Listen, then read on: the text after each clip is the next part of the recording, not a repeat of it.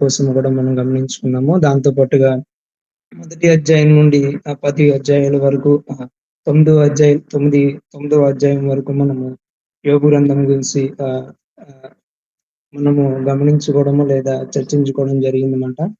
అయితే ఇప్పుడు 10వ అధ్యాయం దగ్గర నుంచి మనము ఇంకా 42వ అధ్యాయం వరకు ఎళ్ళాల్సి ఉంది గనుక కొంచెము ఆహ్, స్పీడ్‌గానే చెప్పడం జరుగుతుంది. లేదా జాయిగా కొన్ని కొన్ని చోట్ల కూడా నేను జాయిగా చెప్తాను. వింటున్న వారందరూ శ్రద్ధగా విని ఏవైనా ఇంపార్టెంట్ పాయింట్స్ మీకు అనిపిస్తున్నట్లయితే వచ్చినట్లయితే నేను చెప్తాను. మీకు అనిపించినట్లయితే వాటిని కూడా మీరు నోట్ చేసుకోవాల్సిందిగా ప్రభు పేరిట మీకు తెలియజేయడం జరుగుతుంది. 10వ అధ్యాయానికి మనం వెళ్దాం అయితే.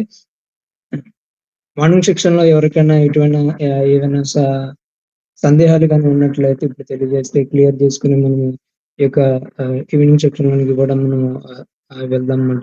మార్నింగ్ సెక్షన్ అంతా క్లియర్ అయితే మీ యొక్క థంబ్ రైజ్ చేయాల్సిందిగా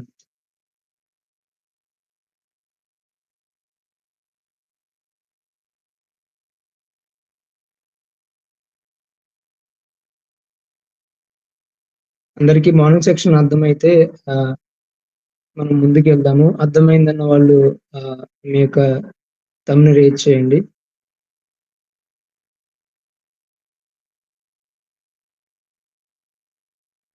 ఓకే. ఓకే. అయితే మనము ఇంకా ఈ యొక్క సెక్షన్‌ని మనం ప్రారంభించుకుందాం. 10వ అధ్యాయం కోసం మనం మాట్లాడుకున్నట్లయితే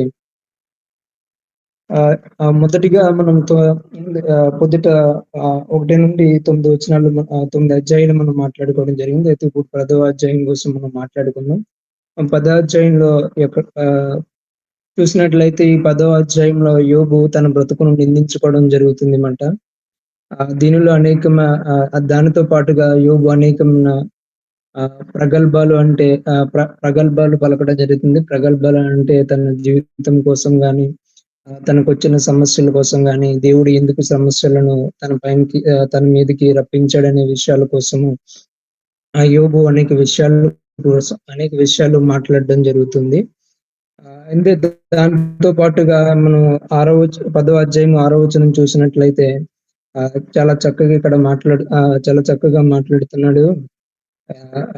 గ్రంథ రచయిత ఏమనంటే యోబు ఇలా మాట్లాడుతున్నాడు. నీ చేతుల నుండి నన్ను ఎవరు విడిపించగలరు? నువ్వు ఎలా నా దోషములు విచారణ చేయుచున్నావు? నువ్వు ఎలా ఆహ్, నా పాపము ఎదుగుచున్నావు అని మాట్లాడుతూ ఉన్నాడన్నమాట. అదేవిధంగా 9వ అధ్యాయంలోని యోబు ఈ రీతిగా మాట్లాడుతున్నాడు. జిగటమన్నుగానున్న నీవు జిగటమన్నుగానున్న నన్ను నీవు నిర్మించితివి. ఆ సంగతి జ్ఞాపకం చేసుకొనుమని యోబు మాట్లాడడం జరుగుతుందన్నమాట. అయితే సిస్టర్ కృపాజ్యోతి గారు ప్రెజెంటేషన్‌ని మీకు డిస్‌ప్లే చేస్తున్నారని నేను అనుకుంటున్నాను. ప్రెజెంటేషన్ చూసినట్లయితే మీకు కొన్ని వచనాలు లేకపోతే నేను మాట్లాడుతున్న మాటలు ప్రెజెంటేషన్‌లో కనబడతాయన్నమాట. మీరు వాటిని కూడా నేను ఏవైతే చెబుతున్నానో అవి కూడా ఉంటాయి. మిగిలిన ఇంకొక మరికొన్ని విషయాలు కూడా ప్రెజెంటేషన్‌లో ఉంటాయన్నమాట. అందరూ గమనించండి. అయితే యోబు ఇక్కడ మాట్లాడుతున్నాడు 9వ వచనంలోని, "దేవా నన్ను కరుణించు, నన్ను జ్ఞాపకం చేసుకో" అని ఇక్కడ యోబు ఈ యొక్క వచనంలో మాట్లాడడం జరుగుతుంది. "మన్నుగా నన్ను చేశావు, నన్ను మరువకు దేవా. నీ దయ తప్ప నీ దయ మీద తప్ప నేను దేని మీద ఆధారపడలేదని" యోబు ఈ యొక్క 10వ అధ్యాయంలోని మాట్లాడడం జరుగుతుంది. మనము 11వ అధ్యాయం చూసుకున్నట్లయితే, ఈ 11వ అధ్యాయంలోని జోఫరు యొక్క ప్రసంగము ఉంటుందన్నమాట. ఆహ్, ఈ యొక్క 11వ అధ్యాయంలో చాలా విషయాలు జోఫరు మనకి తెలియజేస్తాడు. అయితే ఒకటి మనం గమనించాలి. యోబు కోసము ఎలీఫజు ఏమంటున్నాడంటే, ఎలీఫజు యోబును "నీవు ఒక పాపివి" అని అంటున్నాడు. యోబు యొక్క రెండవ స్నేహితుడు బిల్దదు ఏమంటున్నాడంటే, "దేవుడు న్యాయవంతుడని" అంటున్నాడు. అయితే ఇక్కడ జోఫరు ఏమంటున్నాడంటే, ఆహ్, యోబును పాపిగా చేసి చూపుతున్నాడు. దానితో పాటుగా దేవుడు ఆహ్, యోబు చేసిన పాపములకు తగినంత బాధను లేదా శిక్షను ఇవ్వలేదు అని మాట్లాడుతూ ఉన్నాడన్నమాట. ఆ మాటలు మనం చాలా స్పష్టంగా కూడా ఇక 11వ అధ్యాయంలోని మనం చూడవచ్చు. 1-12 వచనాలు చూసినట్లయితే జోఫరు చాలా కఠినంగా మాట్లాడుతున్నాడనమాట. ఆహ్, ఈయన కఠినంగా మాట్లాడుతూ ఏ రీతి ధర్మశాస్త్రవాదిగా మాట్లాడడం జరుగుతుంది మాట జోఫరు. 4వ వచనము, 4-6 వచనాల్లో ఆయన స్వ ఏ జోఫర్ ఏమంటున్నాడంటే, దేవుడు స్వయంగా వచ్చి నీతో మాట్లాడిన మేలు, ఆయన ఆయనే నీతో వాదించిన మేలు అని మాట్లాడుతున్నాడనమాట. అంటే దేవుడే నీతో స్వయంగా వచ్చి మాట్లాడి నీ యొక్క వాదనకు సమాధానం ఇస్తే బాగుంటది అని జోఫరు యోబుకు సమాధానం ఇస్తున్నాడు. ఎందుకు ఇలా మాట్లాడుతున్నాడంటే, దేవుని ముందు ఏ వ్యక్తి నిలవలేడు. ఆయన పరిశుద్ధత ముందు ఏ వ్యక్తి నిలబడలేడు లేదా తాళలేడు అని యోబును జోఫరు అంటున్నాడన్నమాట. అయితే నీ దోషముల్లో ఇంకేమంటున్నాడంటే, నీ దోషముల్లో అధిక భాగం దేవుడు మర్చిపోయి ఉన్నాడని ఆహ్, జోఫరు యోబు కోసం మాట్లాడుతున్నాడన్నమాట. అయితే యోబు ముగ్గురు స్నేహితులు ఇంకా ఆయన్ను బాధిస్తున్నారు తప్ప ఓదార్చడం లేదు మాట. అయితే ఇక్కడ మనం చూసినట్లయితే జోఫర్ యొక్క ఆహ్, అతని యొక్క ముఖ్య ఆలోచన ఏంటి అనంటే, దేవుడు న్యాయవంతుడు. ఆయన తీర్పు న్యాయంగానే ఉన్నది అని ఈ యొక్క అధ్యాయంలో జోఫర్ మనకి తెలియజేయడం జరుగుతుందన్నమాట. యోబే పాపి. కానీ యోబు చేసిన పాపమునకు దేవుడు ఆహ్, తాను చేసిన పాపమంతటికి దేవుడు శిక్షను విధించలేదు గానీ, కొంతవరకు మాత్రమే దేవుడు యోబు యొక్క పాపమునకు శిక్ష విధించాడు.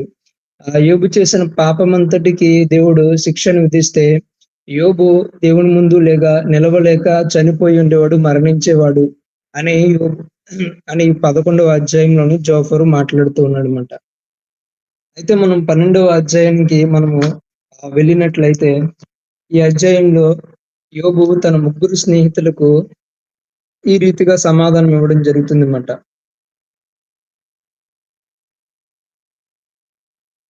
3వ వచనంలోని మనము చూడవచ్చు మాట. నేను సర్వశక్తుడగు దేవునితో మాట్లాడగోరుచున్నానని మాట్లాడుతున్నాడు. ఈ 12వ అధ్యాయంలోని యోబు ఏమంటున్నాడంటే, నేను దేవునితోనే మాట్లాడతాను. ఆయనతోనే నా వ్యాజ్యమును చెప్పుకుంటాను. ఆయనతోనే నేను నా వాదనను చెప్పుకుంటాను అని యోబు ఇక 12వ అధ్యాయంలోని చెప్పడం జరుగుతుందన్నమాట. దానితో పాటుగా మనం ఇంకా కిందకి వెళ్ళినట్లయితే 4వ వచనంలోని మీరు అబద్ధికులు, అబద్ధాలను కల్పించి మాట్లాడుతూ ఉన్నారు.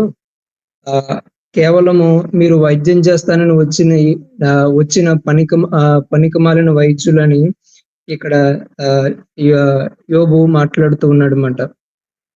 ఇంకా మనం చూసినట్లయితే చాలా మీరు చెప్పిన జ్ఞానం ఉంది. ఆ జ్ఞానం ఎవరికి తెలీదు.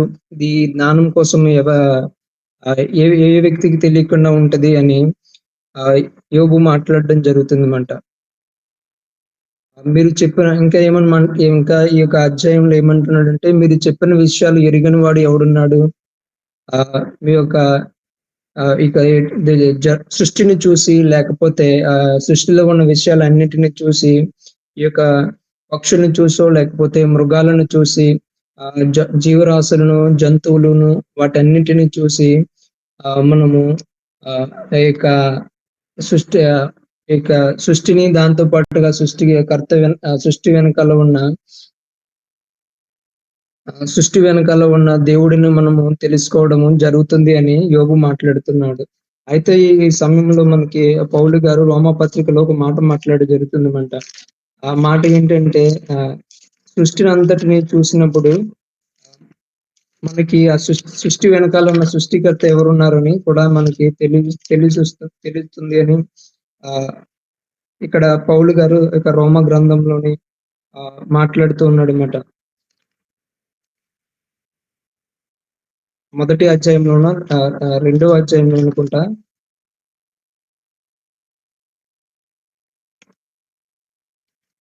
రోమాలో గాని, కొరింథీలో గాని మొదటి అధ్యాయంలో గాని, 2వ అధ్యాయంలో గాని పౌలు గారు మాట్లాడుతున్నారన్నమాట. అయితే యోబు గ్రంథంలో 22వ వచనం మనం చూసినట్లయితే, చీకటిలోని రహస్యంలో ఆయనను బయలుపరచుచున్నాడు, మరణాంధకారమును వెలుగులోనికి రప్పించుచున్నాడు అని యోబు దేవుని కోసం మాట్లాడుతూ దేవుని పైన లేకపోతే సృష్టికర్త పైన అనేకమైన మాటలు మాట్లాడడం జరుగుతుంది. అదే విధంగా మనం 13వ వచనంలోనికి మనం వెళ్దాం. అయితే 13వ వచనము 13వ అధ్యాయము 3వ వచనంలోనికి మనం వెళ్ళినట్లయితే ఇక్కడ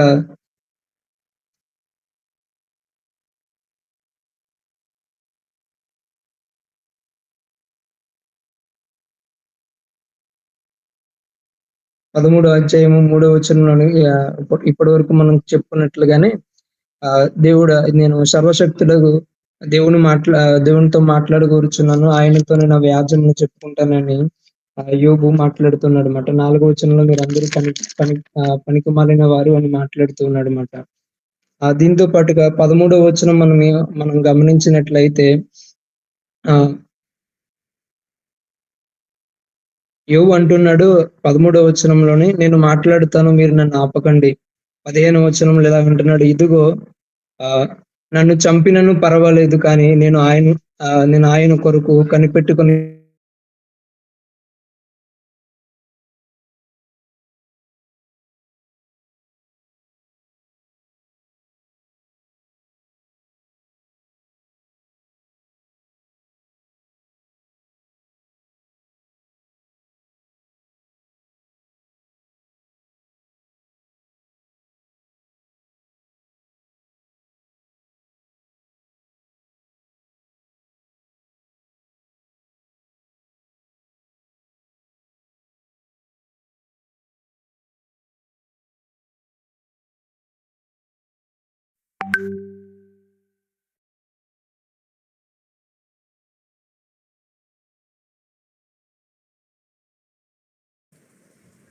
బ్రదర్ మీ వాయిస్ వినిపించట్లేదు.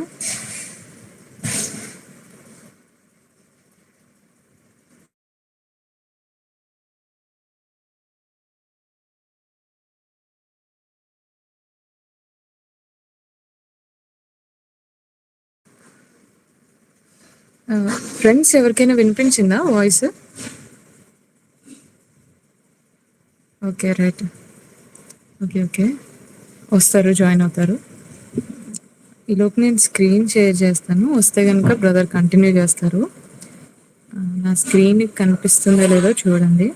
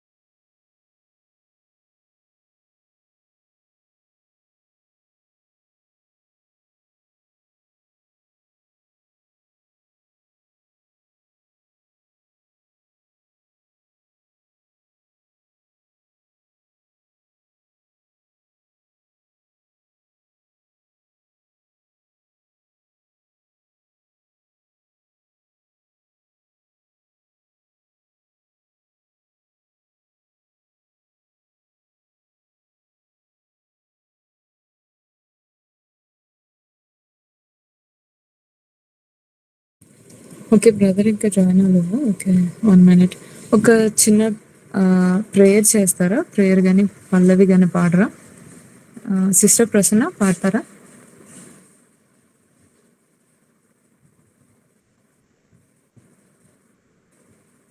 ఓకే ఎవరు పాడతారు? సుధా సిస్టర్ మీరు పాడతారా? ఒక చిన్న పల్లవి పాడండి, లోపు నేను కాల్ బ్యాక్ చేస్తాను.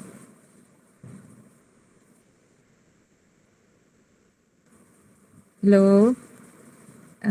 ఫ్రెండ్స్ ఉన్నారా?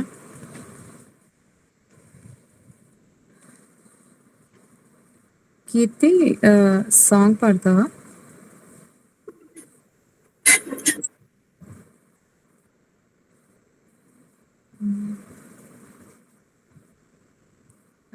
సోనీ సాంగ్ కానీ ప్రేయర్ కానీ ఓకే. సాంగ్ పాడు. ఓకే. ఓకే. ప్రేమ యేసయ్య ప్రేమ, ప్రేమ యేసయ్య ప్రేమ, ప్రేమ యేసయ్య ప్రేమ, ప్రేమ యేసయ్య ప్రేమ, మారనిది మరువనిది వీడనిది ఎడబాయనిది, మారనిది మరువనిది వీడనిది ఎడబాయనిది, ప్రేమ యేసయ్య ప్రేమ, ప్రేమ యేసయ్య ప్రేమ,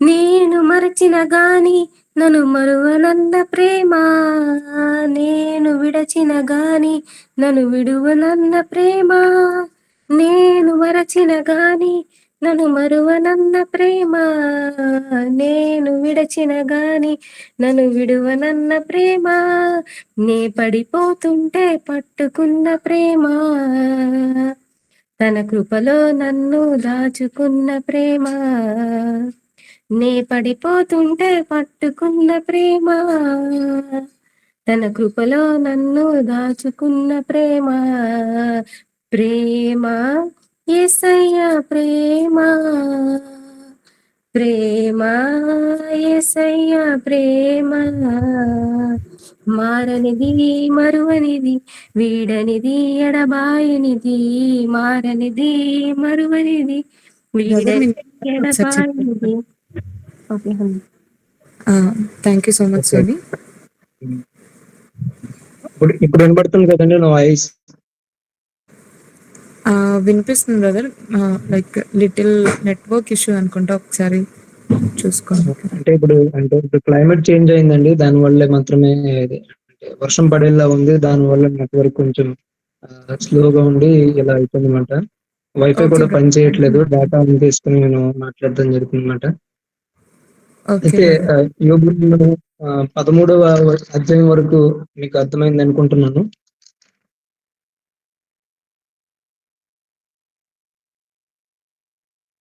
హలో, 13 వరకు మీకు అర్థమైంది కదండి? అర్థమైంది అన్న వాళ్ళు మీ యొక్క తమ్ముని రీచ్ చేస్తారా?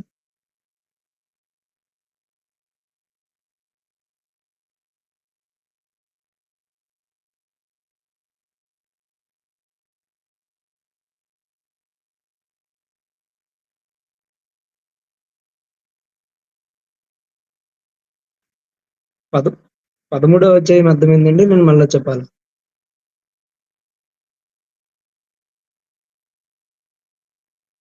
ఓకే. ఓకే. అయితే మనం 14వ అధ్యాయంలోనికి వెళ్దాము. నా మాటలు అందరికి వినబడుతున్నాయి కదా? 14వ అధ్యాయం మనం చూసినట్లయితే యోబు ఈ రీతిగా మాట్లాడుతున్నాడు. 14వ అధ్యాయంలోని 1వ వచనంలోని ఏమంటున్నాడంటే, స్త్రీ కనిన నరుడు కొద్ది దినముల వాడే మిక్కిలి బాధను మాట్లాడుతున్నాడు అనమాట. ఇంకా 4వ వచనంలోని ఏమంటున్నాడంటే, పాపరహితుడు పుట్టగలిగిన ఎంత మేలు అని మాట్లాడుతున్నాడు అనమాట. అయితే ఏమంటున్నాడు, నా తల్లిదండ్రులు పాపంలోనే ఉన్నారు. వాళ్ళు పాపం చేయడం వల్ల నేను పుట్టాను. అయితే నేను ఇప్పుడు పాపం లేకుండా ఎలా పుట్టగలను, పాపం లేకుండా ఎలా ఉండగలుగుతాననే మాట ఈ వచనంలో మనము చూడవచ్చు అన్నమాట.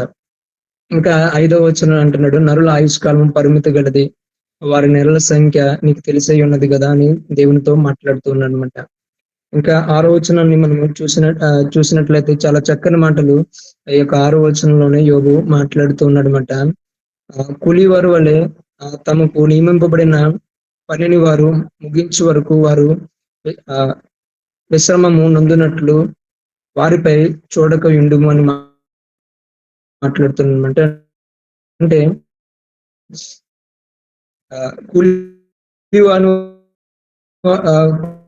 కూలివారు ఎలాగైతే కష్టపడుతున్నారో అలాగే ఇక నా బ్రతుకులు ఇలా అయిపోయింది. అది అయ్యే వరకు విశ్రాంతి లేకుండా ఉన్నట్లుగా నీవు ఉండాలి అని దేవునితో మాట్లాడుతా అన్నమాట. ఇక్కడైతే యోబు ఒక సత్యమును మనకంతా తెలియజేయడం జరుగుతుందన్నమాట. సత్యం ఏంటనంటే పుట్టుకతోనే మనుషులందరూ పాపులు లేదా మనిషి జాతి అంతా పాపులు అని యోబు ఇక్కడ ఈ యొక్క అధ్యాయంలోని 14వ అధ్యాయం డిస్ప్లే చేయండి సిస్టర్. 14వ అధ్యాయం కోసం మాట్లాడుకుంటున్నాం మేము. ఈ 14వ అధ్యాయంలోని మాట్లాడడం జరుగుతుంది అన్నమాట. అయితే కీర్తనలు 51వ అధ్యాయము 5వ వచనంలోని దావీదు మాట్లాడినట్లుగా నేను పాపంలో నేను తల్లి గర్భమును ధరించింది అని నాకు దావీదు మాట్లాడుతూ ఉన్నాడు అనమాట. దానితో పాటుగా యోబు స్నేహితుడు 5వ అధ్యాయంలోని 7వ వచనంలోని ఒక మాట మాట్లాడడం జరుగుతుందన్నమాట. ఆ మాట ఏంటంటే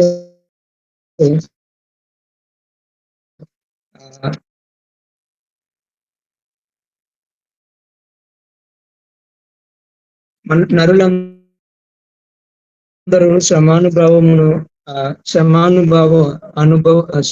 శ్రమను అనుభవించుటకే పుట్టి ఉన్నారని యోబు యొక్క యోబు యొక్క స్నేహితుడు మాట్లాడినట్లుగానే ఇక్కడ యోబు 14వ అధ్యాయంలో కూడా అదే ధోరణిలో కూడా యోబు ఈ యొక్క అధ్యాయంలోనే మాట్లాడుతున్నాడు అన్నమాట. అయితే 19 అధ్యాయము 20వ వచనంలోని ఏ రీతిగా మాట్లాడుతున్నాడు యోబు అని అంటే, ఆ వచనం మనం గమనించినట్లయితే నా విమోచకుడు సజీవుడనియు తర్వాత ఆయన భూమి మీద నిలుచుననియు నేను ఎరుగుదునని మాట్లాడుతూ ఉన్నాడు అనమాట. 19వ అధ్యాయము 25వ వచనంలోని మనం చూసినట్లయితే ఈ మాటను మాట్లాడుతున్నాడు. 14వ అధ్యాయం అంతటిలోని మనం గమనించినట్లయితే నేను పాపిని, నేను మరణిస్తాను,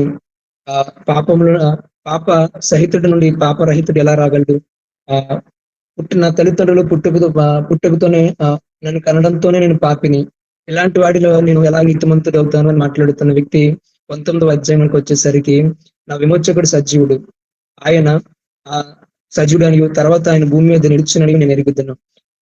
మళ్ళీ అదే అధ్యాయంలో 26వ వచనంలో ఏమంటుందంటే, ఇలాగూ నా చర్మము చీలిపోయిన తర్వాత శరీరంతో నేను దేవుణ్ణి చూచేద్దని మాట్లాడుతున్నాను. అయితే ఇక్కడ ఉన్న జగత్ సత్యము లేకపోతే పునరుద్ధానం కోసము కూడా యోబు ఈ యొక్క 19వ అధ్యాయంలో మాట్లాడడం జరుగుతుంది అన్నమాట. 19వ అధ్యాయం 25వ వచనంలో ఈ రీతిగా మాట్లాడుతున్నాడు. అయితే మనం గమనించాలి, విశ్వాసకు వచ్చే శ్రమలని, విశ్వాస పరీక్షలని మనము గమనించాలి అన్నమాట. ఈ యొక్క శ్రమలను బట్టి యోబు ఈ రీతిగా ఒక్కొక్క అధ్యాయంలో ఒక్కొక్క రీతిగా మాట్లాడుతున్నాడు. ఒకసారి దేవుని నిందిస్తున్నాడు, ఒకసారి దేవుని యొక్క సృష్టిని చూసి దేవుని సృష్టిని మెచ్చుకుంటున్నాడు, ఆయన సృష్టి బాగుంది అని అంటున్నాడు అన్నమాట. మరొకసారి ఏమో దేవుని పైన నిందలు వేస్తున్నాడు అన్నమాట. ఈ రీతిగా యోబు 14వ అధ్యాయంలోని మాట్లాడుతూ ఉన్నాడు అన్నమాట. 15వ అధ్యాయంలో నుంచి చూసినట్లయితే మనము ఎలీఫజ్ యొక్క 2వ ప్రసంగం మనకి కనబడుతుంది అన్నమాట. 3వ వచనం నుండి 6-7 వచనాలు మనం చూసినట్లయితే ఎలీఫజ్ అధ్యాయంలోనే కేవలం మన సొంత జ్ఞానాలను లేకపోతే సొంత అనుభవాలను ఆధారం చేసుకుని సొంత అనుభవాలను, సొంత జ్ఞానాన్ని దేవుని యొక్క వాక్యంతో అనుసంధానం చేసి ఇతరులకు బోధిస్తే లేదా ఇతరులతో మాట్లాడితే అది వారిని చాలా ప్రమాదంలోనికి నెట్టివేయడం జరుగుతుందని బైబిల్ గ్రంథము చాలా స్పష్టంగా మనకి సెలవిస్తూ ఉంది అన్నమాట. మనుషుల అనే అనుభవాలు చాలా ఉంటాయి, కానీ ఆ అనుభవాలను మనం దేవుని వాక్యంతో జోడి చేసేటప్పుడు వాటిని మనము చాలా జాగ్రత్తగా సరిచూసి దేవుని వాక్యంతో మాత్రమే జోడి చేయాలన్నమాట. చాలా మంది తమకు జరిగిన అనుభవాలు లేకపోతే వారికి వచ్చిన కళలను బట్టి దేవుడు నాకు ఎలా కళ ఇచ్చాడు, దేవుడు నాకు అలాగా దర్శనం ఇచ్చాడు కాబట్టి నేను ఇలా చేస్తాను, నేను ఎలా వెళ్తాను, నేను ఇలా ఉంటానని చాలా మంది అంటూ ఉంటారు అన్నమాట. వాటి అన్నిటిని సరిచూసుకుని దేవుని సన్నిధిలో ప్రార్థించి అది నిజమా, దేవుని దగ్గర నుంచి వచ్చిందా లేకపోతే సాతాను దగ్గర నుంచి వచ్చిందా, అది ఎంతవరకు సత్యమనేది కూడా మనం గమనించాలి. ఇక్కడ ఎలీఫజు మాట్లాడుతున్నట్లుగా తన సొంత జ్ఞానాన్ని లేకపోతే తన సొంత దర్శనాలను బట్టి నిందలు వేయకూడదు. మనం ఒక నిర్ణయాలు తీసుకోకూడదని ఈ యొక్క 15వ అధ్యాయంలోని మనము చాలా స్పష్టంగా చూడవచ్చనమాట. అయితే మనము గమనించినట్లయితే యోబుకు కలిగిన విశ్వాస పరీక్షలను మనకి వస్తే మనం ఏ రీతిగా ఉంటామో, కష్ట సమయాలలో మనము ఏ రీతిగా దేవుని పైన ఆధారపడతామో, ఏ రీతిగా మనం దేవుని నమ్ముతామో కూడా మనము గమనించాలన్నమాట.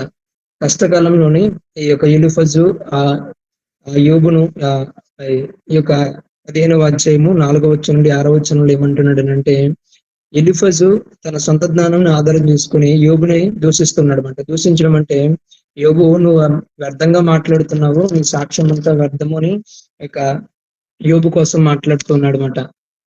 అయితే ఆయన స్నేహితుడు ఎలా మాట్లాడినా గానీ యోబు ఏమంటున్నాడనంటే, తాను చాలా మాట్లాడుకుని ఊరుకుని మాట ఎలీఫజు యొక్క ప్రసంగాన్ని అలాగ ఆలకిస్తూ సమాధానం ఇవ్వడానికి యోబు కూడా ఎదురు చూస్తూ ఉన్నాడన్నమాట. మనము 16వ అధ్యాయానికి వెళ్దామట. 16వ అధ్యాయానికి వెళ్ళినట్లయితే ఇందులో ఎలీఫజు ప్రశ్నలకు యోబు సమాధానం ఇస్తాడన్నమాట. ఏ రీతిగా సమాధానం ఇస్తున్నాడనంటే, యోబు ఎలా అంటున్నాడు, నా స్నేహితుడా, నువ్వు ఎలీఫజు నువ్వు నన్ను పరామర్శించడానికి వచ్చావు గాని నన్ను ఏం చేస్తున్నావంటే దుర్విమర్శలు చేస్తున్నావు అని యోబు స్నేహితులను నిందించడము లేకపోతే యోబు స్నేహితులను అనడం జరుగుతుందన్నమాట. అయితే ఈ యొక్క యోబు స్నేహితుల మాటలు లేకపోతే యోబుకు తన స్నేహితులకు జరుగుతున్న వాగ్వాదం బట్టి చుట్టూ అనేక మంది గుంపు కూడి వారి యొక్క వాదోపవాదములను వినడానికి చాలా మంది రావడం జరిగిందన్నమాట. అయితే అలా వచ్చినప్పుడు యోబు ఎలా అంటున్నాడన్నమాట. 1వ వచనం నుంచి మనం చూసినట్లయితే ఇక్కడ యోబు అంటున్నాడు, మీరు వాక్చాతుర్యంతో మాట్లాడుతున్నారు. మీ యొక్క వాక్చాతుర్యాన్ని చూపడానికి నా మీద మీ యొక్క వాక్చాతుర్యాన్ని ప్రయోగించడానికి మాత్రమే మీరు నా దగ్గరికి వచ్చారని యోబు మాట్లాడుతూ ఉన్నాడన్నమాట. రెండవదిగా తన ప్రసంగంలోనూ ఏమంటున్నాడంటే, మీ ప్రసంగాల ద్వారా నాకు అసహనం పుట్టిస్తుంది, అసహనాన్ని కలిగిస్తుంది అని యోబు మాట్లాడుతూ ఉన్నాడన్నమాట. మూడవదిగా ఏం మాట్లాడుతున్నాడంటే, మీరు నన్ను విమర్శించడం ఆపి ఏం చేస్తారనంటే, నా పైన మీరు సానుభూతిని చూపండి అయ్యా స్నేహితులారా, మీరు ఎందుకు నన్ను విమర్శిస్తూనే ఉన్నారు అని యోబు మాట్లాడుతున్నాడన్నమాట. నాలుగవదిగా ఏమంటున్నాడంటే యోబు, ఒకసారి నా కష్టాల్లోనూ నా బాధల్లోనూ మీరు ఉండి చూడండి, అప్పుడు మీకు తెలుస్తుంది నేను ఏ రీతిగా కష్టపడుతున్నాను, ఏ రీతిగా బాధపడుతున్నానో అప్పుడు మీకు తెలుస్తుంది. అప్పుడు మీరు నన్ను ఏమంటారో నేను చూస్తాను అని యోబు నాలుగవదిగా మాట్లాడుతూ ఉన్నాడు అన్నమాట. అయితే మనము గమనించినట్లయితే జీవిత సత్యం ఏంటి అంటే, గాయపడిన హృదయానికి విమర్శ లేకపోతే దుర్విమర్శ, ఇంకా వారిని బాధించే మాటలతో మనం వారితో మాట్లాడితే వారి గాయం మానదు, కానీ వారి దగ్గరికి వెళ్ళి మనం ఏం చేయాలని అంటే పరామర్శించి వారితో మాట్లాడాలన్నమాట. ఉదయం ఒక మాట చెప్పనమాట, మంచి సమయుడు వలె యోబు స్నేహితులు యోబుతో ప్రయత్నించలేదని. మనము యోబు స్నేహితుల వల్లే ఉండకుండా మంచి సమయుడి వల్లే గాయాలు చెందిన వారిను బాధలు ఉన్న వారిని మనము ఆదుకునే వారిగా మనం ఉండాలని గమనించాలన్నమాట. అదే విధంగా మనము ఇంకా 19వ వచనంలోని ఈ యొక్క 16వ అధ్యాయము 19వ వచనంలోని యోబు అంటున్నాడు మాట, ఏమంటున్నాడు అంటే, ఇప్పుడు నాకు సాక్షి అయిన వాడు పరలోకంలో ఉన్నాడు, నా పక్షమున సాక్ష్యము పలుకువాడు పరమందు ఉన్నాడని మాట్లాడుతున్నాడు. అయితే ఇక్కడ యోబు తెలియకుండానే ఒక మాటను మాట్లాడుతున్నాడు అనమాట. ఏం మాటను మాట్లాడుతున్నాడంటే, నాకు సాక్షి అయిన వాడు పరలోకంలో ఉన్నాడు అని మాట్లాడుతున్నాడు అనమాట. ఒక మాటను మనం గమనించినట్లయితే, సాక్షి అనగా ఏంటనంటే ఏమి జరిగిందో చూచేవాడు అన్నమాట. లేదా ఉత్తరవాది అనే మాటను మనం గమనించినట్లయితే, ఉత్తరవాది అని అంటే మన పక్షముగా వాదించేవాడని మన ఈ యొక్క పదానికి అర్థం అన్నమాట. కొత్త నిబంధనలోని హెబ్రీయులకు రాసిన పత్రిక 25వ వచనంలోని అక్కడ ఒక మాట ఉంటదన్నమాట. యేసు ప్రభు వారు మన పక్షముగా విజ్ఞాపన చేయువాడిగా ఉన్నాడని ఆ ఒక మాటను మనము చూడవచ్చు. దాంతో పాటుగా మొదటి యోహాను 2వ అధ్యాయము 1వ వచనంలోని యేసు ప్రభు మన పక్షముగా ఉత్తరవాదిగా ఉన్నాడని చెప్పడం జరుగుతుందన్నమాట. మన తరపున మనకి ఎవరో కావాలి, ఎవరో మాకు సమాధానం చెప్పాలి, మన తరపున ఎవరో ఒకరు నిలబడాలి అని మనం అనుకుంటూ ఉంటుంటే మన పక్షముగా నిలబడేవాడు యేసు ప్రభు మాత్రమే. ఆయన తప్పించి మన పక్షంగా ఎవరు నిలబడరు అని యొక్క యోబు గ్రంథం నుంచి యోబు మాట్లాడుతున్నాడు. కొత్త నిబంధన నుంచి అనేక వచనాలు కూడా మనకి తెలియజేయడం జరుగుతుందన్నమాట. అయితే మనము 18వ అధ్యాయంలోనికి వెళ్దాము. 18వ అధ్యాయంలోనికి వెళ్ళినట్లయితే బిల్దద్ యొక్క 2వ ప్రసంగము మనకి ఈ 18వ అధ్యాయంలో మనము చూడవచ్చుమాట. బిల్దదు మాటల కోసం మనము ఉదయాన్నే ఆయన పేరుకి అర్థం కూడా మనము ఉదయంలో ఏం చేసామంటే మనం గమనించడం జరిగింది. అయితే ఇక్కడ గమనించినట్లయితే బిల్దదు తాను ఒక వేద పండితుడని, తనొక పండితుడని అతిశయంతో ఏం చేస్తున్నాడంటే విశ్వమంతా ఎలా నడుస్తుందో తనకు తెలుసని అక్కడ యోబుతో మాట్లాడడం జరుగుతుందన్నమాట. ఈ అధ్యాయం మనం గమనించినట్లయితే లేదా చదివినట్లయితే మనకు అర్థమవుతుంది అన్నమాట.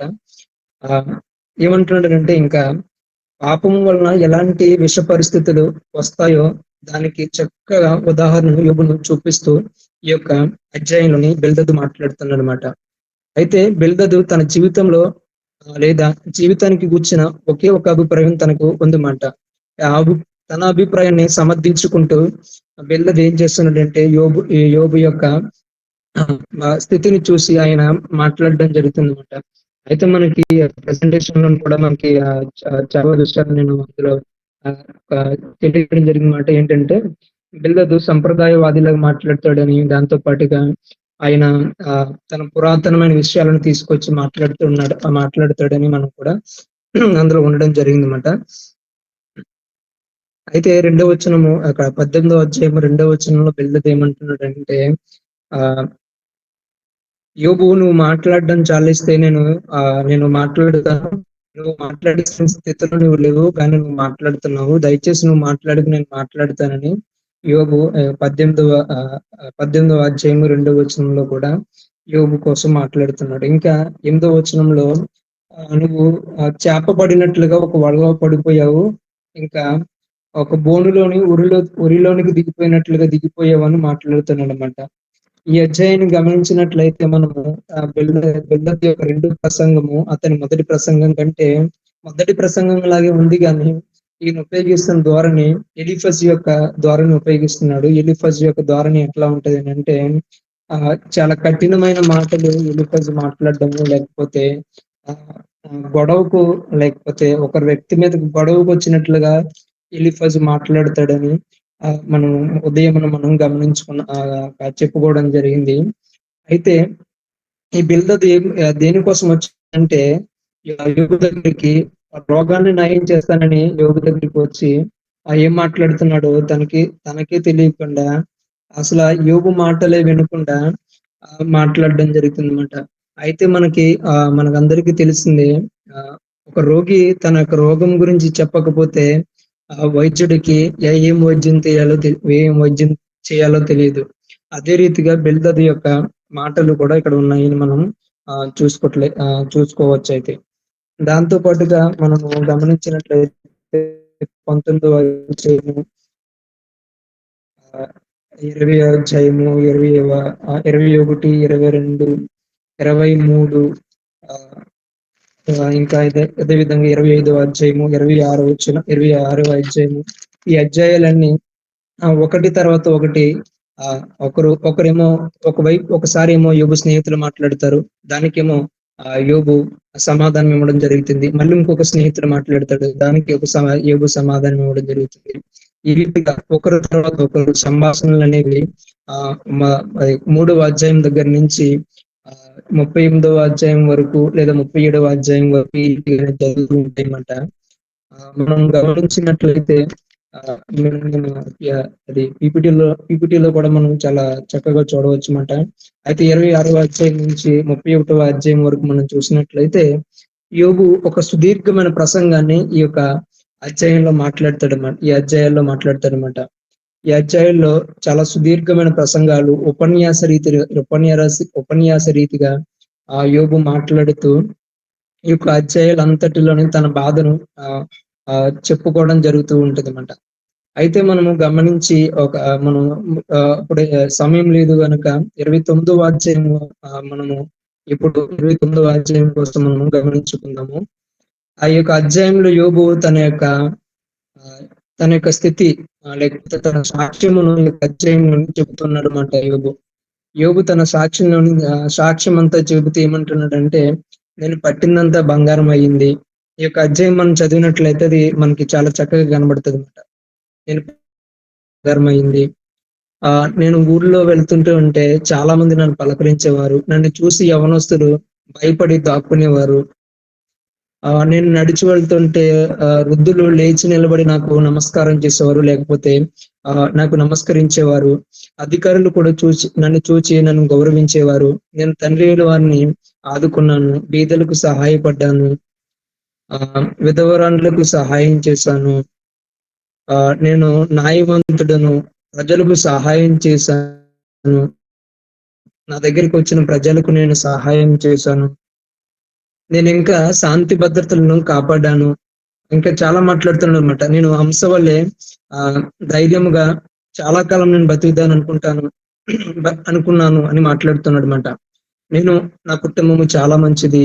నాకు ఆస్తి ఉంది. నేను రాజు వల్లే ఉండేవాడిని అని తన యొక్క స్వీయ చరిత్ర కోసము ఈ యొక్క 29వ అధ్యాయం అంతా చాలా సార్లు, అంటే ఎన్నిసార్లు మాట్లాడుతున్నాడంటే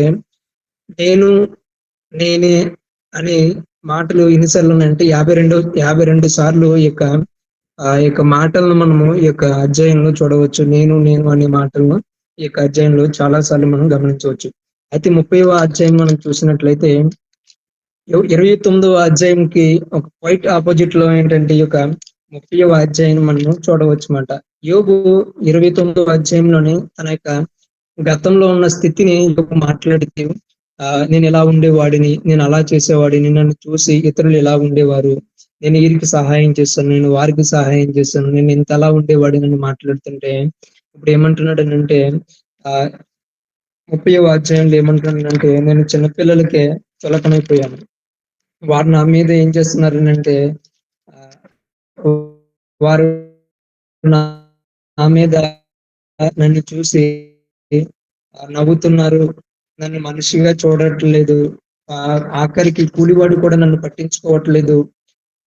నా దగ్గర పశువులు పెంచేవాడు కూడా నన్ను పట్టించుకోవట్లేదు అని తన యొక్క దయనీయమైన స్థితిని ఈ యొక్క 30వ అధ్యాయంలోని యోబు మనకి మాట్లాడడం జరుగుతుంది అన్నమాట.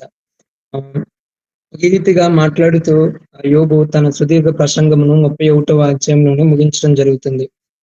31వ అధ్యాయంలో మనం కూడా ఒక చిన్న మాటను చెప్తానమాట. అది ఏంటంటే యోబు 31వ అధ్యాయంలో ఏమంటున్నాడంటే తన యొక్క సాక్ష్యమును సమర్పించుకుంటున్నమాట. నేను పాపిని కాదు, నేను నేను విధను కాను, నేను ఏంటంటే కళ్ళతో నేను నిబంధన చేసుకున్నాను, స్త్రీని చూడకూడదని, లేకపోతే కన్యను చూడకూడదని యోబు 31వ అధ్యాయంలోనే అంతా మాట్లాడడం జరుగుతుంది అన్నమాట. అయితే 32వ అధ్యాయంలోని మనకి వెళ్ళినట్లయితే ఎలుగు అను ఒక కుర్రాడు ఏం చేస్తాడనంటే యోబు అతని స్నేహితులు మాట్లాడడం చూచి చివరికి తనకు ఏంటంటే తను మాట్లాడాలని లేచి నిలబడి ఈ రీతిగా మాట్లాడతాడనమాట. ఆయన ప్రసంగమే ఈ యొక్క 32వ అధ్యాయం నుంచి ఒక 2-3 అధ్యాయుల వరకు మనకు కనబడుతుంది అన్నమాట. యోబు లేచి ఏమంటున్నాడంటే యోబు నీకు నేను సహాయం చేస్తాను, నువ్వు నీకు వాదన నాతో చెప్పుకో అని ఇక చిన్నవాడైన ఎలీహు మాట్లాడుతున్నాడు అన్నమాట. అయితే యోబు స్నేహితులు ఇతని కంటే చాలా పెద్దవారు, వయసు గలవారు.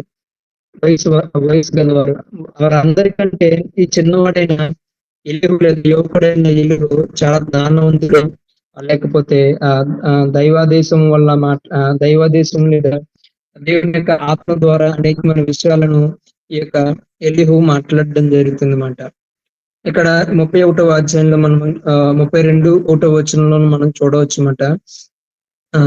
యోబు ముగ్గురు స్నేహితులు తను మాట్లాడిన మాటలు యోబు సమస్యకు పరిష్కారం చూపలేదు కనుక ఎలీహు లేచి ఏమంటున్నాడంటే ఎలీహు లేచి మాట్లాడుతూ ఉన్నాడు అన్నమాట. అయితే ఎలీహు మాట్లాడే మాటలు కూడా యోబు యొక్క సమస్యకు పరిష్కారం కానీ దరిదాపుగా లేకపోతే దగ్గరగా పరిష్కారానికి దగ్గరగా ఎలీహు ప్రసంగం ఉంటుందన్నమాట. ఇంకా మనం ఒక విధంగా ఈ విధంగా మనం అనుకోవచ్చు అన్నమాట. దేవుని యొక్క ప్రసంగానికి ఎలీహు ఒక ఉపోద్ఘాతము లేదా ఒక పరిచయాన్ని ఇచ్చాడని మనము గమనించాలన్నమాట. 2వ వచనంలో మనం చూసినట్లయితే ఎలీహుకు కోపం వస్తుందన్నమాట యోబు మీద. ఎందుకు ఎలీహుకు దేవుడు యోబు మీద కోపం వస్తుందని అంటే, యోబు తనను తాను గొప్పవాడిగాను నీతిమంతుడిగాను గనపరుచుకుంటాడు అన్నమాట. నిందలేని వాడిగాను గనపరుచుకుని దేవుని యొక్క మహిమను కించపరుస్తూ దేవుని దూషిస్తాడు అని యోబు ఎలీహుకి ఏం చేస్తారు, ఎలీహు యోబుని తప్పు పట్టడం లేదా కోపపడడం జరుగుతుంది. దానితో పాటుగా ఈ యొక్క యువకుడు ఏం చేస్తాడనంటే యోబు యొక్క స్నేహితుల మీద కూడా కోపపడతాడు అన్నమాట. ఆ మాటలు కూడా మనము ఈ యొక్క అధ్యాయంలో చూడవచ్చు.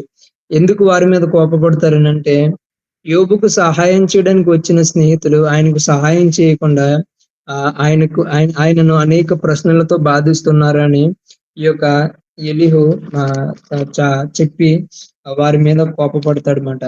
అయితే 33వ అధ్యాయంలో కూడా 33, 34వ అధ్యాయంలో కూడా ఎలీహు అనేకమైన ఆధ్యాత్మికమైన మాటలు మాట్లాడతాడు అన్నమాట. ఆయన ఆధ్యాత్మికమైన మాటలు ఎట్లా ఉంటాయనంటే ఏంటంటే మనిషి పాపి అని, పాపి దేవుణ్ణి చేరలేడు అని, అయితే దేవుణ్ణి చేరాలి అంటే మన వల్ల కాదు అని, దేవుడే సృష్టికర్త అని, ఆయన సృష్టిని సమస్తమును ఏలుచున్నాడు అని ఎలీహు యొక్క ప్రసంగాల్లోని మనకి కనబడతాయి అన్నమాట. ఈ యొక్క ప్రసంగాల ద్వారాని యొక్క 33వ అధ్యాయంలోని ఎలీహు యొక్క ప్రసంగం ద్వారా నేను చూసినట్లయితే 10వ వచనంలోనే ఏమంటాడనంటే, యోబు నువ్వు దేవుని మీద నిందలు వేస్తున్నావు, ఆయన న్యాయంగా లేడు అని అంటున్నావు కదా, నువ్వు దేవుని కంటే గొప్పవాడువా, దేవుని స్థానాన్ని ఏ మనుషుడైనా ఆక్రమించగలడని, దేవుని కంటే నీకు శక్తి ఎక్కువగా ఉందా అని ఎలీహు ఈ యొక్క మాటలతో ఎలీహు తన ప్రసంగంలోని మాట్లాడుతున్నాడన్నమాట. దానితో పాటుగా ఎలీహు ఈ 33లో ఏమంటున్నాడంటే, ప్రతిదానికి నువ్వు దేవుని ఎందుకు సమాధానం ఇవి అని ఎందుకు అడుగుతున్నావు, దానికి కారణము ఎందుకు నువ్వు ప్రతిదాన్ని దేవుని దగ్గర అడుగుతున్నావు అని ఎలీహు కూడా ఈ అధ్యాయంలో మాట్లాడటం జరుగుతుందన్నమాట. అయితే 34వ వచనము నుండి మనకి అనేక 34 నుండి 34, 35, 36, 37 వచనాల వరకు కూడా మనకి అనేకమైన విషయాలు ఎలీహు తన ప్రసంగాలు మాత్రమే మనకి కనబడుతూ ఉంటాయి అన్నమాట. అయితే 37వ అధ్యాయము 14వ వచనం అని ఒకసారి మనం గమనించుకుందామట. 37వ అధ్యాయము యోబు గ్రంథం 37వ అధ్యాయము 14వ వచనం. ఈ గ్రంథంలో యోబు ఎలా మాట్లాడుతున్నాడు అన్నమాట. ఈ మాట మాట్లాడి ఆలకింపుము, ఊరకుండి దేవుని అద్భుత క్రియలను ఆలోచించుమని ఎలీహు యోబుతో చెప్తానన్నమాట. అయితే మనకి దేవుని గురించి అర్థం కావాలి అని అంటే కొన్నిసార్లు ఆయన చేసే అద్భుతాలను బట్టి, ఆయన చేసే సూచక క్రియలను బట్టి కూడా దేవుడు చాలా చక్కగా మనకి అర్థమవుతాడు. దానితో పాటుగా ఆయన మాట్లాడతాడు కూడా. అయితే చాలా మందికి సందేహం ఉండవచ్చు, దేవుడు ఎలా మాట్లాడతాడు అనే సందేహం కూడా చాలా మందికి చాలా సందేహాలు ఉంటాయన్నమాట. ఒక్కొక్కసారి దేవుడు వాక్యం ద్వారా మాట్లాడతాడు, పరిశుద్ధాత్మ ద్వారా మాట్లాడతారు, పరిస్థితుల ద్వారా కూడా దేవుడు ఒక్కొక్కసారి మనతో మాట్లాడడం జరుగుతుంది అన్నమాట. ఇంకా అనేకమైన విషయాల ద్వారా కూడా దేవుడు మాట్లాడతాడు అన్నమాట. ఇంకా ఎలీహు ఇక గ్రంథంలో ఏమంటున్నాడంటే, ఇక 37వ అధ్యాయంలో ఏమంటున్నాడంటే, దేవుడు న్యాయవంతుడు, మనిషి తాను జ్ఞాని అనుకుంటే దేవుని దగ్గర నిలబడలేడని ఒక అధ్యాయంలో మాట్లాడుతుండమాట. ఈ యొక్క ఎలీహు వేదాంతం అంతా మనం చూసినట్లయితే వేదాంతం అంటే ఏమీ లేదు. ఆ యొక్క తన పద్ధతి లేకపోతే తన యొక్క మాటలు ఎలా ఉన్నదనంటే దేవుడు దేవుణ్ణి మనిషి చూడలేడని, ఆయన పరలోకంలో ఉంటాడని, మానవులేమో భూమి మీద ఉంటారని, మనుషుల్ని వేరు చేసింది దేవుని మహిమ కాదు, పాపమే మనుషుల్ని దేవుణ్ణి వేరు చేసిందని ఎలీహు మాట్లాడుతూ ఉంటాడనమాట. ఈ విధంగా మాట్లాడుతూ ఉండగా 37వ అధ్యాయం 22వ వచనంలోనే ఇలాగంటున్నాడనమాట. వాతావరణం గురించి ఎలీహు మాట్లాడుతున్నాడనమాట. ఈ యొక్క 37వ అధ్యాయం 22వ వచనం మాట. అయితే వాతావరణం గురించి ఎలీహు మాట్లాడుతూ ఉత్తర దిక్కున సువర్ణ ప్రకాశం వస్తుంది అని ఎలీహు అంటున్నాడనమాట. అయితే ఈ యొక్క సువర్ణ ప్రకాశం అంటే ఒక గొప్ప తుఫాను అని అర్థం చేసుకోవాలన్నమాట. ముందు పై వచనాల్లో కూడా మనకి గమనించవచ్చు. ఒక పెద్ద తుఫాను, గాలి మేఘాలు, చినుకులు వచ్చేసరికి అందరూ ఏం చేశారనంటే పరిగెత్తుకుని పోయారు. అక్కడ గుంపు కూడి ఇక నలుగురు స్నేహితులతో యోబుకు జరుగుతున్న ఒక వాదనను కూడా పట్టించుకోకుండా ఎవరి కాళ్ళు కొంతమంది అయితే పరుగులు తీస్తే ఎలీహు తన ప్రసంగమును ముగించి తాను కూడా నెత్తి మీద ముసుగు వేసుకుని పరిగెట్టడం జరిగిందన్నమాట. చివరికి యోబు ఒక్కడే ఉన్నాడన్నమాట. అయితే చివరికి యోబు ఒక్కడే ఉంటే ఆ యొక్క దేవుడు ఏం చేశాడనంటే ముఖాముఖిగా దేవుడు ఈ యొక్క సుడిగాలిలో నుంచి యోబుతో మాట్లాడతాడనమాట. అయితే మనము 38వ వచనంలోనికి వెళ్దామన్నమాట. 38వ అధ్యాయంలోనికి వెళ్దాము. 38వ అధ్యాయంలో మనం చూసినట్లయితే దేవుని స్వరము సుడిగాలిలో నుంచి యోబుతో మాట్లాడతాడనమాట. దేవుడు చాలా స్పష్టంగా మాట్లాడుతున్నాడు. 38వ అధ్యాయం మనం అంతటిని చూసినట్లయితే చాలా మనకి అర్థమవుతుంది మాట. మనకి భయం పుట్టే విధంగా కూడా ఈ యొక్క దేవుడు యోబుని అడిగిన ప్రశ్నలు కూడా ఉంటాయి మాట. దేవుడు ఏమంటున్నాడంటే భూమికి పునాది వేసిన ఎక్కడున్నావు అని దేవుడు యోబుతో మాట్లాడుతున్నమాట. దానితో పాటుగా ఇంకా మనం గమనించినట్లయితే 22వ వచనం, 23వ వచనం, 28వ వచనం ఆ అధ్యాయంలంతా యోబును అనేకమైన ప్రశ్నలు వేస్తున్నాడు అనమాట. సముద్రానికి హద్దుని ఎవరు వేశారు? సుడిగాలిని ఎవరు సృష్టించారు? సముద్రాన్ని ఎవరు అదుపు చేస్తున్నారు? నక్షత్రాలను ఎవరు చూస్తూ ఉన్నారు? వడగండ్లు ఎలా వస్తున్నాయి? అసలు వాటిని ఎవరు ఎవరు వాటిని చూసుకుంటున్నారు? లేకపోతే ఎవరు సహాయం చేత వడగళ్ళు ఈ భూమి మీదకి వస్తున్నాయి? ఇంకా నక్షత్రములు, ఉపనక్షత్రాల కోసం కూడా ఆకాశ మండలాలు, వాటి కట్టడాలు కూడా ఇవన్నీ అంటే సృష్టి అంతటిని దేవుడు చూపిస్తానన్నమాట. అంటే ఆకాశ మండలం అంతటిని దేవుడు చూపించి యోబును అనేకమైన ప్రశ్నలు సుడిగాలిలో నుంచి యోబుతో మాట్లాడడం జరుగుతుంది అన్నమాట. అయితే యోబుకి ఎటువంటి సమాధానం కూడా ఈ యొక్క దేవుడు అడిగిన ప్రశ్నలకు లేదా దేవుడు చేస్తున్న ఆ ప్రశ్నలకు యోబు ఎటువంటి సమాధానము చెప్పలేకపోయాడన్నమాట. అందరూ గమనించండి ఏంటంటే జీవితంలో అనేక సార్లు సమస్యలు వస్తాయి. ఆ సమస్యలు ఎందుకు వస్తాయో మనము చాలా సార్లు తెలుసుకోలేము. అటువంటి సమయంలో మనము దేవునితో సరైన సంబంధం కలిగి ఉండాలన్నమాట. ఎందుకు దేవునితో సరైన సంబంధం కలిగి ఉండాలనంటే ఆ సమస్యలను మనము ఏమి చేయలేము, లేకపోతే జయించలేము అని నేను చెప్పట్లేదు, కానీ ఆ సమస్యలు మనం ఏమి చేయలేము. కొన్ని సందర్భాల్లో కొన్ని సమస్యలు మనం జయించగలుగుతాం దేవుని సహాయంతో. కానీ కొన్ని సమస్యలు మన శక్తి కంటే బలంగా ఉంటాయి. అటువంటి సమయాల్లో దేవుని పైన ఆధారపడి మనం నిశ్శబ్దంగా ఉంటే ఆ సమస్యలు మనం ఏమీ చేయవని ఈ యొక్క యోబు గ్రంథంలో మనము చూడవచ్చు అన్నమాట. 39వ అధ్యాయము 40వ అధ్యాయంలో కూడా 41వ అధ్యాయంలో కూడా ఈ రీతిగానే దేవుడు యోబుతో మాట్లాడుతున్నాడు అన్నమాట. 39వ అధ్యాయంలో ఏమంటున్నాడంటే దేవుడు అడవి మేకలను ఇంకేం చేశాడనంటే అరణ్యంలో ఉన్న అడవి గాడిదను, గొర్రెపోతులను, నిప్పు కోళ్లను, అడవి గుర్రాలను, డేగ పక్షులను ఇంకా జంతువులన్నింటినీ చూపించి వీటి ప్రసవించే కాలము ఎప్పుడో నీకు తెలుసా? ఇవి ఎలా ఉంటాయో నీకు తెలుసా? ఎవరి సహాయంతో ఉన్నాయో తెలుసా? వీటికి ఆహారం ఎవరిస్తున్నారు? వీటికి ప్రతిరోజు వాటిని ఎవరు చూస్తున్నారు అనే అన్ని విషయాలు ఈ 39వ అధ్యాయంలో యోబుతో దేవుడు ప్రశ్నలు వేస్తూ ఉన్నాడన్నమాట. అయితే ఈ వేసిన ప్రశ్నలన్నిటికీ యోబు దగ్గర సమాధానం లేదు. చివరికి 40 అధ్యాయంలో యెహోవా యోబుతో ఇలా మాట్లాడుతున్నాడన్నమాట. సర్వశక్తిని సర్వశక్తినితో ఆక్షేపణలు నువ్వు చేయగలవా? మొదటి అధ్యాయంలో మొదటి వచనంలో ఉంటదన్నమాట. ఆక్షేపణలు నువ్వు చేయగలవా? లేకపోతే దేవునితో వాదించి ఆయనను ప్రశ్నలు అడిగి నువ్వు జవాబు చెప్పగలవా అని దేవుడే యోబుతో అంటాడన్నమాట. ఆ యొక్క యోబు దేవుని అడిగిన మాటలకు యోబు ఏమంటున్నాడంటే, దేవా చిత్తగించుము, నేను నీచుడను, నేను ఇక నోరు మూసుకుంటాను. 1, 2 సార్లు నేను మాట్లాడాను. అయితే నేను ఇక మీదట నేను మాట్లాడనని యోబు ఏం చేస్తాడనంటే పశ్చాత్తాప పడతాడన్నమాట. అయితే మనం గమనించినట్లయితే దేవుడు ముఖాముఖిగా యోబుతో మాట్లాడేసరికి యోబుకు ఏం చేయాలో అర్థం కాలేదన్నమాట. యోబుకు ఏమీ తోచక తను నిశ్శబ్దమైపోయాడన్నమాట. అయితే ఇదే 40వ అధ్యాయంలోనే మనకి నీటి గుర్రము అనే ఒక మాటను మనం చూడవచ్చుమాట. అయితే నీటి గుర్రము అనంటే అది అది ఇప్పుడు మనుగడలో ఉన్న జంతువుగా మనము చూడమమాట. ఎందుకనంటే అది పురాతన కాలంలోనే లేకపోతే సృష్టి జరిగిన అంటే ఆదిమ సృష్టి కాలక్రమేణా అనేది అది నశించింది, లేకపోతే ఆ సృష్టిలో కలిసిపోయిందని చాలా మంది మాట్లాడుతున్నారన్నమాట. చివరి అధ్యాయంలోనికి మనం వచ్చినట్లయితే 42వ అధ్యాయంలోని దేవుడు యెహోవాకు ఇలా ప్రత్యుత్తరం ఇస్తాడన్నమాట.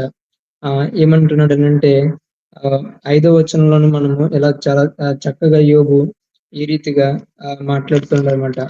అదే 41వ అధ్యాయంలో కూడా యోబు మకరం కోసం మాట్లాడతాడు. ఆ మకరం ఏంటనంటే చాలా మంది మకరం అంటేనే లెవియాతాన్ అని మాట్లాడతారన్నమాట. అంటే ఇది ఒక లెవియాతాన్ కోసం కూడా మనకి ప్రకటన గ్రంథంలోని ప్రస్తావించడం జరిగిందన్నమాట.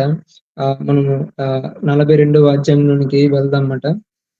42వ అధ్యాయంలోని చివరికి యోబు పశ్చాత్తాపం చెంది 5వ వచనంలో ఈ రీతిగా మాట్లాడుతున్నాడన్నమాట. వినికిడి చేత నిన్ను గూర్చిన వార్తను నేను వింటిని. అయితే ఇప్పుడు నేను కన్నులారా నిన్ను చూచుచున్నానని మాట్లాడుతున్నాడన్నమాట. కావున నన్ను నేను అసహ్యించుకొని ధూళిలోను బూడిదలోను పడి పశ్చాత్తాపం చెందుతానని యోబు తన తప్పును తెలుసుకోవడం జరుగుతుందన్నమాట. మనం గమనించాలి, యోబు తన తప్పును తెలుసుకున్నప్పుడు లేదా పశ్చాత్తాపం పడినప్పుడు దేవుడు తనతో ఈ రీతిగా మాట్లాడుతున్నాడన్నమాట. నీకు ఏదైతే పూర్వస్థితి ఉందో దానికంటే సమృద్ధిగా నిన్ను ఆశీర్వదిస్తానని యోబుతో దేవుడు మాట్లాడుతున్నాడు. అయితే యోబు మీద అనేక నిందలు వేస్తూ వచ్చిన స్నేహితులు కొందరు ఉన్నారన్నమాట.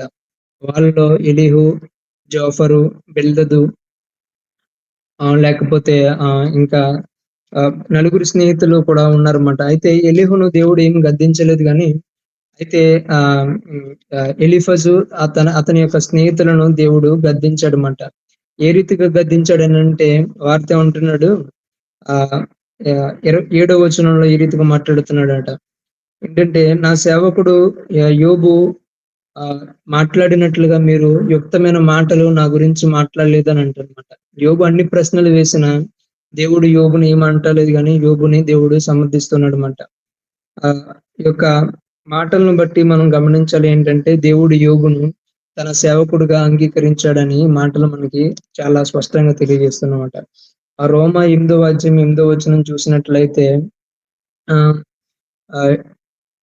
మనకి చూసినట్లయితే మేలు కలుగుటకే సమస్తము సమకూడి జరుగుతుందని రోమా 8వ అధ్యాయము 8వ వచనంలోని కూడా మనకి చాలా స్పష్టంగా మాట్లాడుతుంది. మనల్ని హింసించే వారి కొరకు ప్రార్థించాలని, మనకు నిందించే వారి కొరకు ప్రార్థించాలని ఈ యొక్క యోబు గ్రంథం అంతటిని మనము చూడవచ్చు మాట. చివరికి దేవుడు తన యొక్క స్నేహితులకి ఏం చేస్తా యోబు స్నేహితులకు కొన్ని ఆజ్ఞలు ఇచ్చాడన్నమాట. వాళ్ళు చేసిన తప్పుకి దేవుడు క్షమించాలనంటే వారిని బలి అర్పణలు అర్పించి యోబు దగ్గరికి వెళ్ళి క్షమాపణ పొంది యోబు దగ్గరికి వెళ్ళి ప్రార్థన చేయించుకోమని దేవుడు చెప్పడం జరిగిందన్నమాట. ఆ రీతిగానే వాళ్ళు చేసేసరికి దేవుడు తిరిగి యోబుకు 2 ఆశీర్వాదం కలిగించాడు. తాను కుమారులను చూసి 140 సంవత్సరాలు బ్రతికి తన యొక్క ఆయువు అనేది తన ప్రాణం అనేది విడవడం జరిగిందన్నమాట. అయితే ఈ యోబు గ్రంథం అంతటిని మనం చూసినట్లయితే ముగించుకుందాం చివరిగా. యోబు గ్రంథం అంతటిని మనం చూసినట్లయితే ఒక మాటను మనం అర్థం చేసుకోవాలన్నమాట. దేవుడు నీతిమంతుని ఎందుకు శ్రమ పెడుతున్నాడు అనే ఒక ప్రధానికి మాత్రము యోబు గ్రంథము ఒక సమాధానం మనకి ఇవ్వదు, కానీ దేవుని ఎదుట ఎలా భయభక్తులు కలిగి ఉండాలి అనేక సమాధానమును మాత్రమే ఈ రీతి మనకి యోబు గ్రంథము తెలియజేస్తుంది. యోబు ఒక నీతిమంతుడు, యథార్థవంతుడిగా మనకు తెలుసు. దానితో పాటుగా యోబును చాలా మంది యేసు ప్రభుని స్వాదర్శంగా చూస్తారు. ఎందుకనంటే యేసు ప్రభు కూడా నీతిమంతుడు, ఆయన ఏ తప్పు లేనంటి వాడు. అయినా కానీ మన కోసం ఆయన శ్రమలు పడడం జరిగింది. ఇతరుల కోసము దేవుడు శ్రమలు పడి మన కోసము ప్రాణం పెట్టడంగా జరిగింది అని మనకు తెలుస్తుంది అన్నమాట. అయితే చివరిగా ఒక మాటను నేను మీకు చెప్పి ఈ యొక్క పాఠాన్ని మనం ముగించుకుందామని మాట్లాడుతున్నమాట. ఏంటంటే యోబు కోసము దేవుడు మొదటి అధ్యాయంలో మనం చూసినట్లయితే సాతాను దగ్గర ఒక మాట అంటాడనమాట. ఏ మాట అంటే నా యొక్క సేవకుడి లాంటి యోబు లాంటి వాడు ఎవడు లేడని దేవుడు ఒక యోగ్యత పత్రం ఇస్తున్నాడు అనమాట.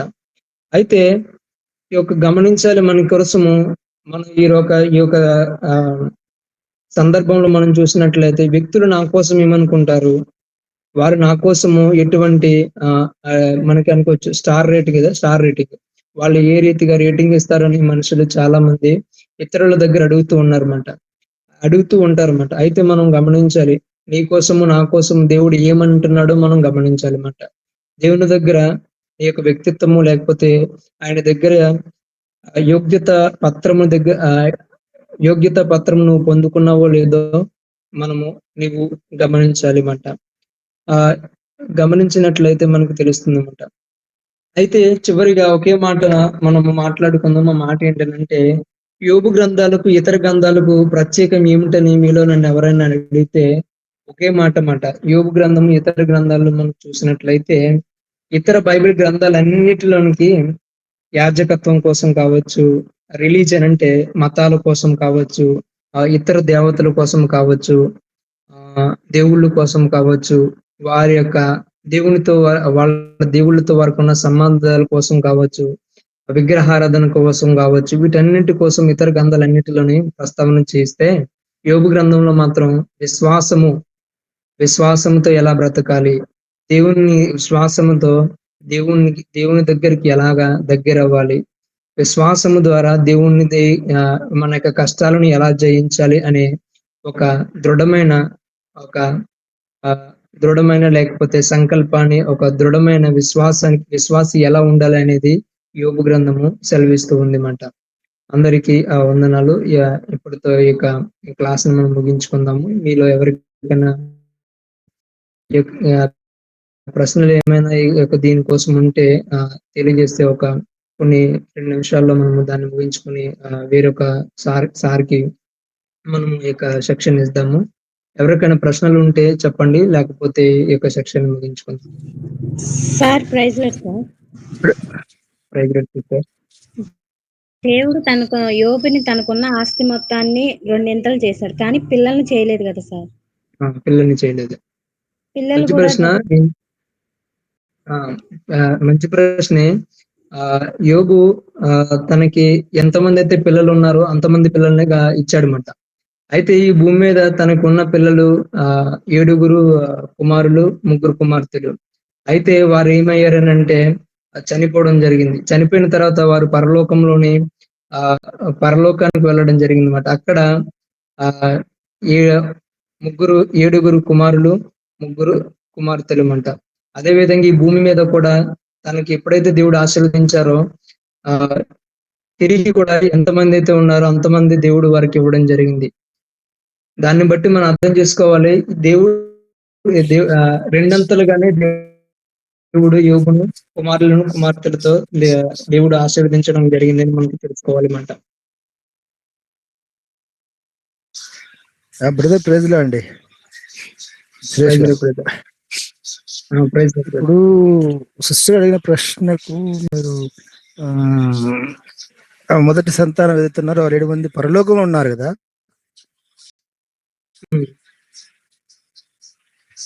ఎలా చెప్తాం అది పరలోకం అని? పరలోకంలో ఉన్నారని ఎలా చెప్తున్నారు అంటున్నారా? అవును. ఎలా చెప్తామనంటే యోబుకున్న విశ్వాసమును బట్టి మనం చెప్పవచ్చు అన్నమాట. పాత నిబంధనలోని మనకి గమనించినట్లయితే ఎవరికి పునరుద్ధానం కోసము ఎవరికి ఎటువంటి ఏంటంటే పునరుద్ధానం కోసం మొట్టమొదటిగా ప్రవచనంగా పునరుద్ధానం కోసం మాట్లాడిన వాడు ఎవరనంటే యోబు మాత్రమే. తనకు విశ్వాసం ఉంది మాట. అందుకని ఏమంటున్నాడంటే నేను నమ్ముకున్న వాడు ఏమంటున్నాడంటే నా విమోచకుడు సజీవుడు అని మాట్లాడుతూ ఉన్నాడు మాట యోబు.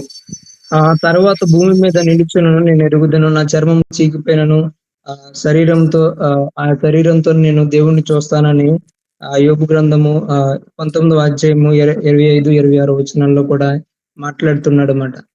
ఆయనకి ఉన్న విశ్వాసం ఏంటంటే ప్రతి విశ్వాసి దానికోసమే వారు పరలోకంలో ఉండాలని యోబు ఏం చేశాడని వారు బుద్ధి పెట్టుకున్నప్పుడు ఏం చేశాడంటే వారు ఏదైనా పాపము చేస్తారేమో అనుకుని తనకు అనిపించి ఏం చేశాడంటే వారి కోసము ప్రతిరోజు బలియాగాలు కూడా అర్పించడం జరిగింది. నిజానికి యోబు యొక్క కాలంని మనం చూసినట్లయితే అది ఆలయం ఉన్న కాలం కాదు, యాజకత్వం ఉన్న కాలం కాదు.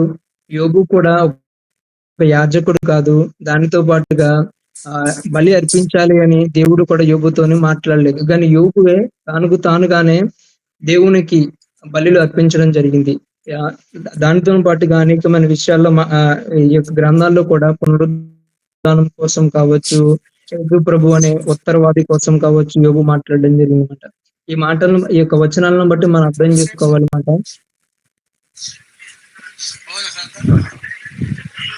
అంతేగాని డైరెక్ట్ మనకి డిఫరెన్స్ గానీ ఏది లేదు. డైరెక్ట్ గా అయితే వెళ్తారని మదన్ గారు యోబు గ్రంథం 1వ అధ్యాయం 5వ వచనం చదవండి. అవును, చెప్పండి. అది పాపము చేసి తమ హృదయంలో దేవుని దూషించరేమో అని వారిని పిలుపునిపించి వారిని పవిత్రపరిచి ఒక్కొక్కరి నిమిత్తమై అరుణోదయం లేచి దహన బలి అర్పించుచూ వచ్చాను. యోబు నిత్యము అలాగున చేయించు వచ్చాను. ఈ మాటను బట్టి యోబు నీతిమంతుడు మాత్రమే కాదు, ఆ నీతి తన పిల్లల్లో కూడా చూడటానికి ఇష్టపడ్డాడు. వారు దేవుళ్ళలోనే ఉండి చనిపోయారు కాబట్టి నిత్యత్వం చేరారు, అందులో తిరగలేదు. సారీ తమ్ముడు సురేష్, నేను ఎక్స్ప్లెయిన్ చేశాను. ఓకే అన్న, థ్యాంక్ యూ. పర్లేదు కానీ మీరు బాగానే చాలా చక్కగా ఎక్స్ప్లెయిన్ చేశారు, సంతోషం. ఏంటంటే యోబు గారి గురించి ప్రభువు దేవుడు సాక్ష్యం చెప్తున్నాడు. వాస్తవమే, యోబు గారు కూడా తన నీతి మంతుడుగా ఉంటున్నాడు, సాక్ష్యం చెప్పాడు. ఆయన బలు అర్పిస్తూ వచ్చారు. కానీ పిల్లల గురించి దేవుడు ఎక్కడ కానీ సాక్ష్యం ఏం చెప్పలేదు. అయితే మరి పరలోకం వెళ్తారు అనేటటువంటిది మనకు డైరెక్ట్ మరి ఇప్పుడు అబ్రహాం గాని, మరి ఇంకా యాకోబు గాని, ఇంకా వీళ్ళందరూ పరలోకం వెళ్ళారంటారా? అంతకీ వారు పరలోకం వెళ్ళారని మనం ఆలోచించగలంటే మనం పరలోకం వెళ్తామా లేదనే దానికోసం కూడా మనం గమనించాలి అన్నమాట. అయితే నూతన నిబంధనలో ఒక మాట ఉందన్నమాట.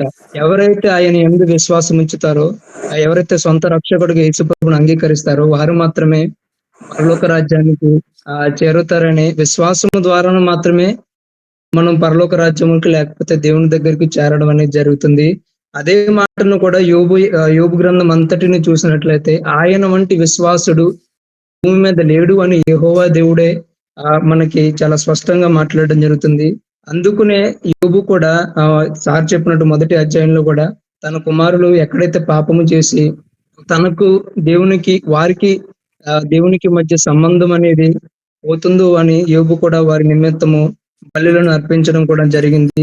దానితో పాటుగా మనకి యోబు గ్రంథం చాలా స్పష్టంగా సెలవిస్తుంది. ఎందుకంటే యోబే మాట్లాడుతున్నాను, నా విమోచకుడు సజీవుడు, నేను చనిపోయిన ఆయనను చూస్తాను అని, నా చర్మము చీకినను లేకపోతే కృషించిపోయినను నేను దేవుణ్ణి చూస్తాను అని మాట్లాడుతున్నాను. విశ్వాసిగా మనం ఒకటి గమనించాలి. ఏమిటి గమనించాలి అని అంటే ఆధ్యాత్మిక సత్యాలను మనము మన యొక్క కళ్ళతోనే కానీ లేకపోతే మనకు జరుగుతున్న వాటి అన్నిటిలోనే గమనించినట్లయితే మనం కొన్నిసార్లు ఆధ్యాత్మిక స్థాయిని అనేది మనము చేరుకోలేము లేదా వాటిని అందుకోలేము అని బైబిల్ గ్రంథం కూడా సెలవిస్తూ ఉందన్నమాట. మంచి బ్రదర్, థ్యాంక్ యూ. మీరు ఎంతసేపు ఉన్న యోబు గురించి చెప్తున్నారు, నేను అడిగిన ప్రశ్నకు సమాధానం చెప్పట్లేదు. యోబు గురించి చెప్తున్నారు, నేను ఏం కాదంటే యోబు విశ్వాసంతో కాదంటలేదు. వీళ్ళు పరలోకం అంటే నేను అది అంటున్నాను. నాకు డౌట్ ఉందన్నమాట. ఏంటి ఇప్పుడు వాళ్ళు అబ్రాహం పరలోకం పోయాడు, విశ్వాస వీరుడే కదా. అబ్రాహం పరలోకంలో ఉన్నాడా, పరదైస్లో ఉన్నాడా, మరి ఎక్కడ ఉన్నాడు? ప్రకటన గ్రంథంలో ఒక మాట అంటాడు, 5వ అధ్యాయం ఎక్కడ అంటారంటే అయ్యా మాకే. చెప్పండి చెప్పండి. బైబిల్ ఎన్నిసార్లు చదివారు? నేను ప్రశ్న బైబిల్ సార్లు చదవడం ప్రశ్న కాదు. బైబిల్లో మీరు అడిగిన వినండి, మీరు బైబిల్ చదివితే మీరు అడిగిన ప్రశ్నలు అనేది సమాధానం ఉంది, అది చెప్పడం నా ఉద్దేశం. మీరు అడుగుతున్న